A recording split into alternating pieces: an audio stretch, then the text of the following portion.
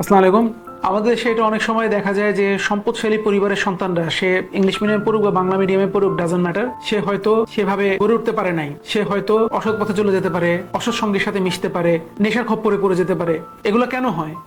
এগুলো হওয়ার one of the main reason হলো তাদের বাবা মার অনেক বেশি আহ্লাদের কারণে এটা হয়।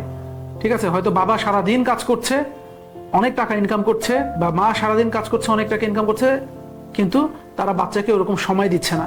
ওভার প্যাম্পারিং, যেহেতু তারা সময় দিতে পারছে না, তারা বাচ্চাকে অনেক বেশি প্রিভিলেজ দিচ্ছে, অনেক বেশি টাকা দিয়ে দিচ্ছে, তার বাচ্চাকে সে অনেক বেশি স্বাধীনতা দিয়ে দিচ্ছে, যেটা তার বাচ্চার জন্য কখনোই ঠিক হচ্ছে না। প্রত্যেকটা জিনিসের একটা বয়স আছে। আপনি একটা চারা গাছের মধ্যে তো আপনি দোলনা বানতে পারবেন না। আপনার দোলনা কেনার টাকা আছে, কিন্তু জিনিসটা হলো চারা গাছ, এটাকে গাছ হতে দেন, তারপর আপনি দোলনাটা লাগান।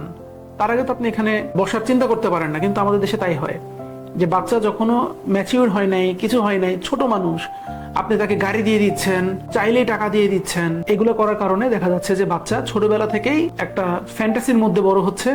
সে রিয়েলিটি বুঝে না, এবং সেই সাথে যেহেতু তার কাছে অনেক টাকা পয়সা গাড়ি সবই আছে, খারাপ লোকজন এগুলার ফায়দা নেওয়ার জন্য তার সাথে মিশছে এবং তাকে আস্তে আস্তে খারাপ পথে নিয়ে যাচ্ছে।